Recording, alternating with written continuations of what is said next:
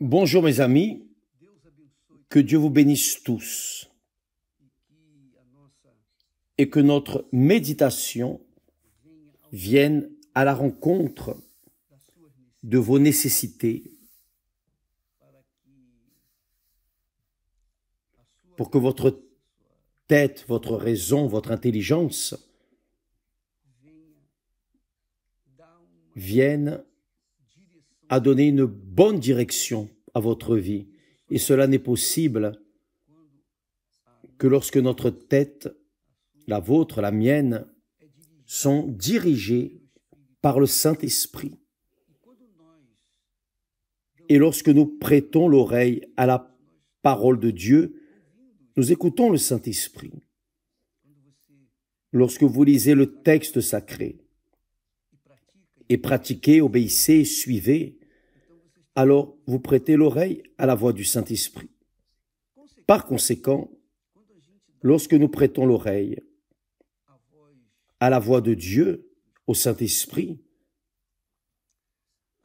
notre conscience est légère, notre conscience est en paix, elle nous laisse en paix, parce que nous sommes en train d'obéir aux Saintes Écritures.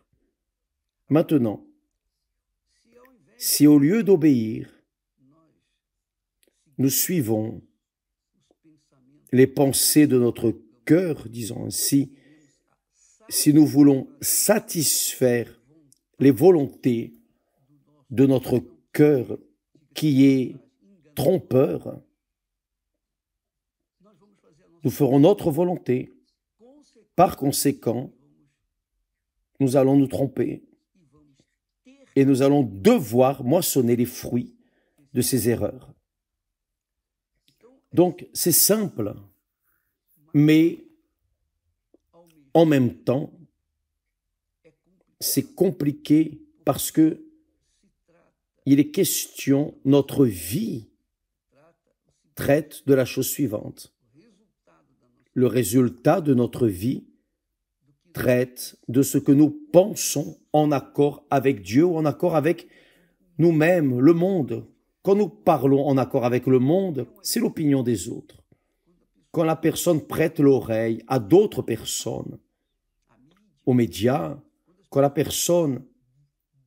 les personnes prêtent l'oreille aux choses de ce monde, il est évident que la personne suivra son propre cœur, sa propre volonté, car les choses de ce monde suscitent la volonté de notre cœur. Et si nous obéissons à cette voix du cœur, nous allons nous tromper. Cette conversation qui dit « suis la voix de ton cœur », c'est suivre la voix du diable. Qui vous dit de suivre la voix de votre cœur? C'est le diable. C'est l'esprit immonde, l'esprit trompeur. Car quand la personne suit la voix de son cœur, il est évident qu'elle va se tromper. Combien de mariages sont faits parce que les personnes ont prêté l'oreille à la voix du cœur, n'est-ce pas? Moi aussi, je suis déjà tombé dans ce piège du diable. Mais grâce à Dieu, le Saint-Esprit nous a convaincus que nous étions erronés et alors nous sommes revenus à soumettre notre volonté à la parole de Dieu. Lorsque nous soumettons notre volonté à la parole de Dieu, nous sommes en train d'obéir à la pensée du Seigneur Jésus-Christ. Vous vous rappelez, le texte sacré dit que nous, ceux qui sont scellés du Saint-Esprit, ils ont la pensée de Christ. Même en ayant la pensée de Christ, le cœur continue d'être trompeur. Le cœur continue à être influenceur de nos volontés. Et là, quand nous répondons aux caprices de notre cœur, nous faillons. Cela en finit avec nous. Le diable travaille ainsi. Le diable travaille en instruisant, inspirant, parlant, soufflant. Va à fond. Suis la voix de ton cœur. Et qui ne veut pas suivre la voix du cœur? Qui? Normalement, l'être humain veut suivre la voix de son cœur. Pourquoi? Parce que cela plaît à ses yeux, cela plaît à ses oreilles, satisfait sa chair, ses désirs, ses convoitises. D'un autre côté, nous avons la voix de Dieu, la voix de la conscience de Dieu, la pensée de Dieu, la voix de la parole de Dieu, pour que nous venions l'écouter et moissonner les fruits de l'obéissance. C'est une guerre, c'est une guerre. Vous savez que c'est une guerre. Nous tous, nous savons que c'est une guerre. La vie est une guerre. Une guerre chaque jour, car chaque jour, vous, moi, nous tous, ayant ou non le Saint-Esprit, nous devons faire des choix chaque instant, oui ou non. Dites la vérité. C'est la dure réalité, mais c'est la réalité. Si nous ne connaissions pas le mal, si Ève n'avait pas goûté le fruit de la connaissance du bien et du mal, elle aurait continué à n'avoir qu'un choix, le bien. Elle vivrait en paix avec elle-même, avec Dieu, avec Adam, enfin. L'humanité serait autre. Cependant, ce qui lui est arrivé à Ève arrive aujourd'hui avec tous, qu'ils soient ou non de Dieu. Qu'ils soient ou non de Dieu.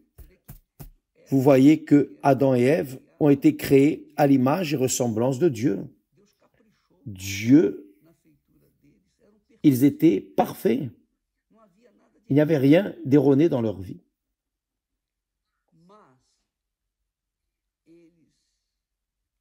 Mais ils ont opté pour désobéir à la parole de Dieu et par conséquent, ils ont moissonné les fruits. Alors, mes amis, ne pensez pas, ne vous trompez pas avec les miracles que vous recevez à l'Église, même à l'Église universelle. Vous avez été guéris, bénis, et vous avez été enfin, disons, désigné. Je n'aime pas trop cette parole. Elle n'est pas appropriée pour ceux qui sont de Dieu, qui vivent par la foi. Quand la personne écoute la voix de Dieu, la parole de Dieu et obéit, elle reçoit les bénéfices de son obéissance. Maintenant, quand elle résiste, elle moissonne aussi les fruits de la désobéissance. Voyez, il est très commun et certainement, j'ai la certitude absolue que beaucoup de personnes qui nous regardent en ce moment ont atteint, obtenu une grâce à l'Église universelle ou dans une autre Église, un autre ministère, peu importe, ont reçu une grâce. Et parce que ces personnes ont reçu une grâce de Dieu, elles ont été guéries, délivrées, elles ont prospéré, la famille a été reconstruite, etc.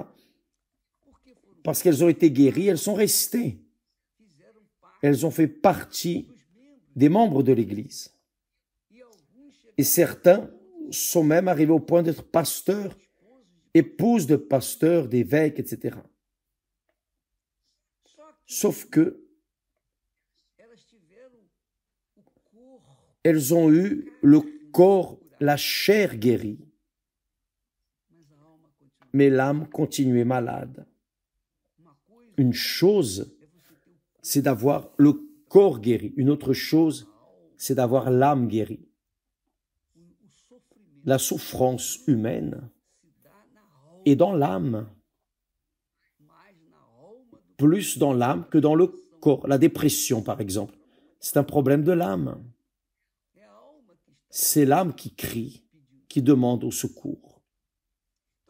Donc, nous allons voir ici un exemple classique de ce qui arrive au jour d'aujourd'hui. À cette époque, le Seigneur Jésus était à la piscine de Bethesda. Il y avait un homme paralysé depuis 38 ans. 38 ans. Cet homme a été guéri. Le Seigneur Jésus l'a guéri. Quelle merveille, n'est-ce pas? 38 ans couché, le pauvre, sans pouvoir se mouvoir. Mais il a été guéri. Quelle merveille. Le texte sacré dit que le Seigneur Jésus l'a trouvé au temple. Plus tard, le Seigneur Jésus l'a trouvé dans le temple et lui a dit les mots suivants. « Voici, tu as été guéri. » Il a ajouté, « Ne pêche plus de peur qu'il ne t'arrive quelque chose de pire. » Nous avons posté le témoignage de cette dame, cette jeune, magnifique, n'est-ce pas? Elle était sur l'autel, de l'autel, elle est allée vers la prostitution et finalement, elle est revenue. Donc, voyez qu'une personne de Dieu n'est absolument pas sûre qu'elle ne va pas faillir, pécher, qu'elle ne va pas tomber en tentation. Car cet homme, 38 ans, avec une paralysie, il avait été béni. Cependant, ça ne voulait pas dire que son âme était guérie. Si bien que Jésus lui a dit, « Voici, tu as été guéri, mais ne pêche plus, de peur qu'il ne t'arrive quelque chose de pire. » C'est-à-dire, il était pécheur, mais il a été guéri. Guéri dans son corps. Mais son âme avait besoin de quelque chose de plus. Et c'est là où entre le Saint-Esprit. Le Saint-Esprit est pour nous fortifier, diriger notre pensée, conduire notre être, notre cœur aussi. Mais même ainsi, la voix du Saint-Esprit, la pensée du Seigneur Jésus ne nous oblige pas à obéir à son inspiration, à sa voix, à sa direction. Dieu ne va jamais vous enlever le droit de faire votre propre choix, ni à moi. J'ai le Saint-Esprit, je sers le Seigneur Jésus depuis 60 ans. Jamais il ne m'a empêché de faire ma volonté. Jamais, jamais. J'aimerais même qu'il m'ait empêché pour ne pas tant me tromper. Mais il n'a pas empêché. Il nous laisse la liberté. Il nous donne sa pensée pour que cette pensée vienne nous conduire. Et si nous avons du bon sens, si nous craignons Dieu, nous obéissons à cette voix. Mais s'il n'y a pas de crainte pour lui, envers lui, si nous voulons prendre quelques jours de repos pour rester sans lui et faire notre volonté, nous allons faillir.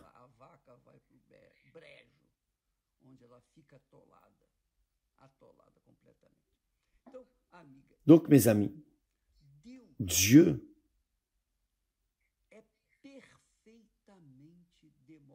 est parfaitement démocratique.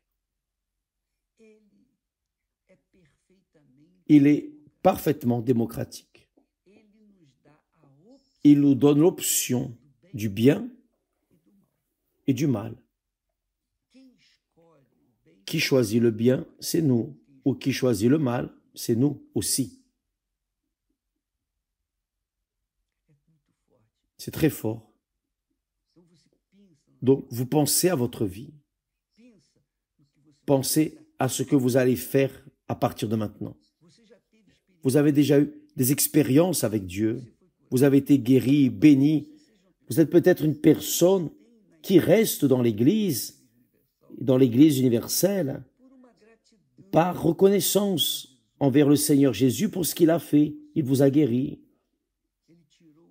Il a enlevé votre lèpre, votre infirmité. Il a expulsé les esprits immondes qui étaient en vous. Vous êtes pur. Vous avez été guéri. Mais cela ne signifie pas que vous avez le Saint-Esprit. Non. Ça ne signifie pas que vous avez été choisi. Non. Le royaume de Dieu est à votre disposition, mais les pieds continuent à être vôtres et c'est vous qui devez entrer. C'est vous qui devez faire votre effort. C'est vous qui devez sacrifier votre vie pour entrer dans ce royaume, dont la porte est ouverte. Mais elle est étroite. Le chemin est serré. Et chacun doit sacrifier son ego, sa volonté, pour faire la volonté de Dieu. Il n'y a pas d'autre choix. Il n'y a pas d'autre solution. Pour faire la volonté de Dieu et neutraliser votre propre volonté, vous devez vous renier vous-même. C'est pour cela que le Seigneur Jésus a dit aussi, depuis les jours de Jean-Baptiste, le royaume de Dieu est pris avec violence, c'est-à-dire, vous devez vous faire violence à votre volonté. Le Seigneur Jésus a dit au paralytique, va, ne pêche plus. En d'autres mots, va et fais violence à ta chair, à ta volonté, chaque jour, chaque heure, chaque moment, pour qu'il ne t'arrive pas quelque chose de pire. Et vous voyez, par exemple, dans le témoignage que nous avons posté hier, qu'est-il arrivé à cette jeune femme? Le diable a fait d'elle un rien. Pourquoi? Car elle a laissé l'autel de Dieu.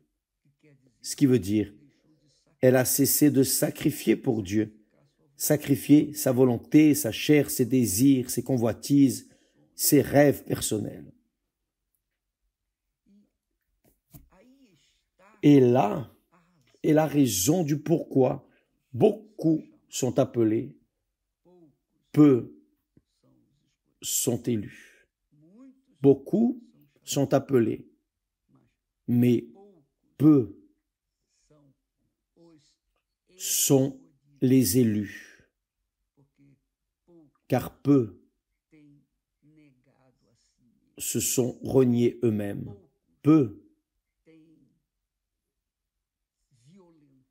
font violence à leur propre volonté.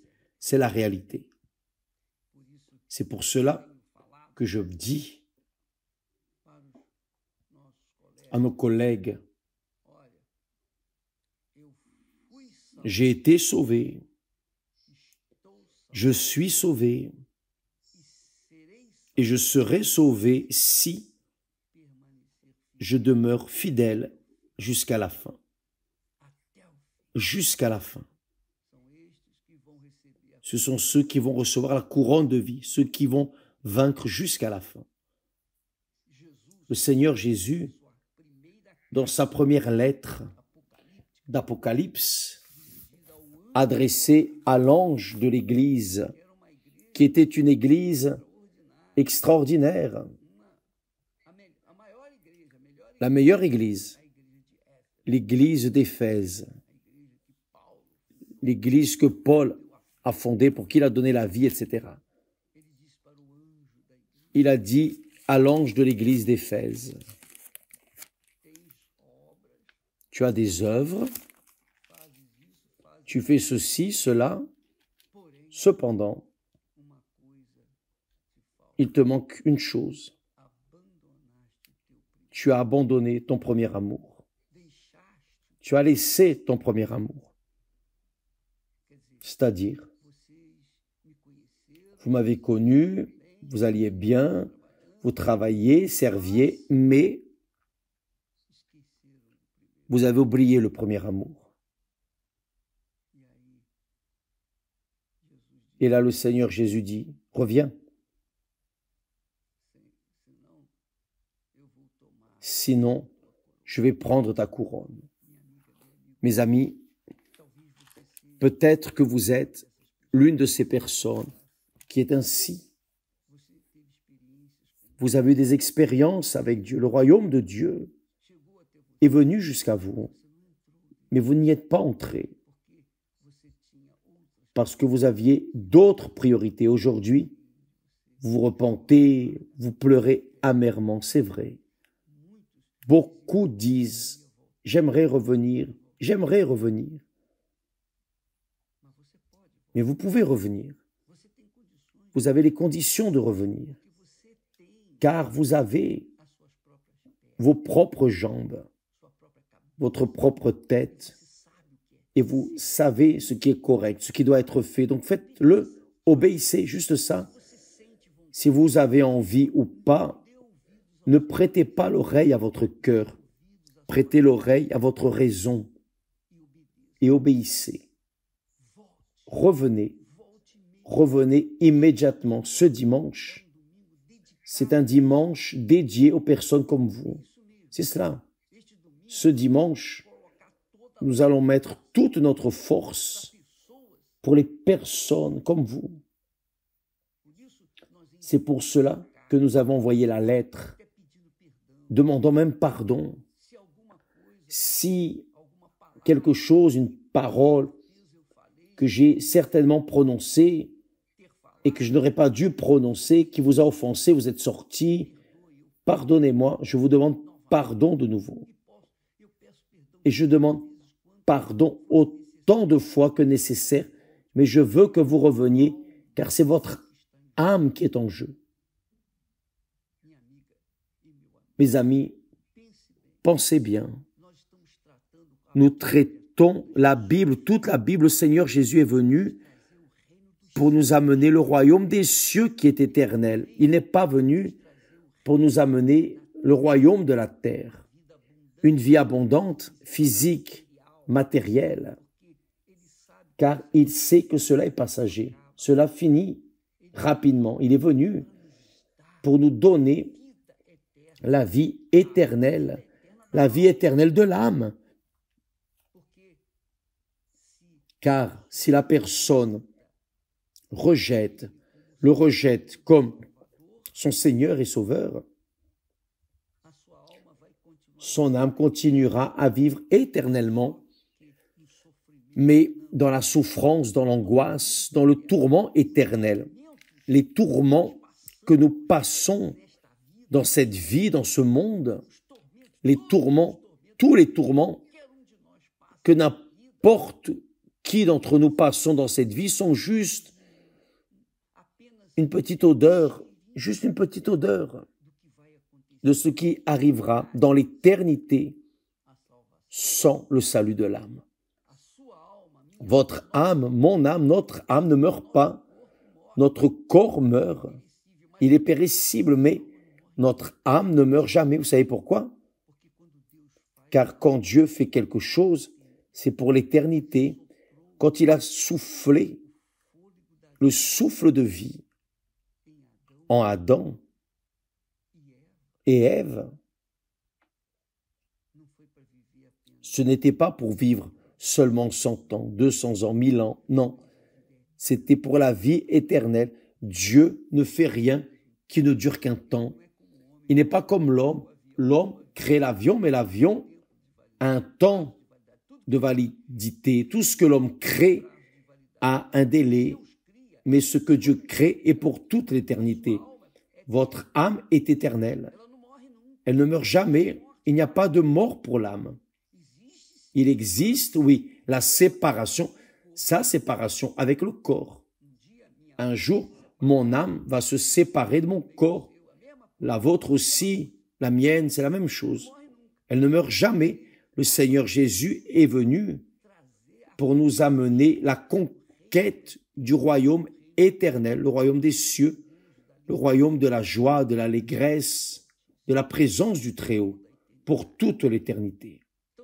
Donc, le Seigneur Jésus a donné l'indication à cet ex-paralytique, va, ne pêche plus, pour qu'il ne t'arrive pas quelque chose de pire. Et quand une chose pire arrive, même ainsi, Dieu attend que nous écoutions sa voix, car saviez-vous, si vous ne saviez pas, vous allez le savoir. Saviez-vous que les problèmes que nous affrontons, n'importe quel problème que nous affrontons, c'est Dieu qui parle à travers les problèmes, c'est Dieu qui crie à nos oreilles, qui nous appelle, car si nous n'avons pas d'oreilles pour entendre sa voix, sa parole, alors il permet des tribulations, des luttes, des difficultés pour que nous nous tournions vers lui. C'est la seule manière d'avoir des oreilles pour entendre la voix de Dieu. Car par le bien, on n'y va pas. Il faut que ce soit dans la violence. Donc, mes amis, Dieu ne prend pas plaisir, ni même dans la mort du méchant, de la personne la plus cruelle de la terre. Il n'y prend pas plaisir.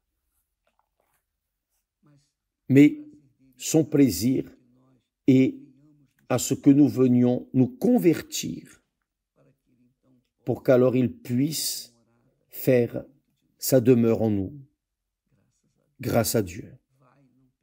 Va et ne pêche plus, afin qu'il ne t'arrive pas quelque chose de pire, c'est-à-dire le péché apporte cela, des douleurs, l'enfer.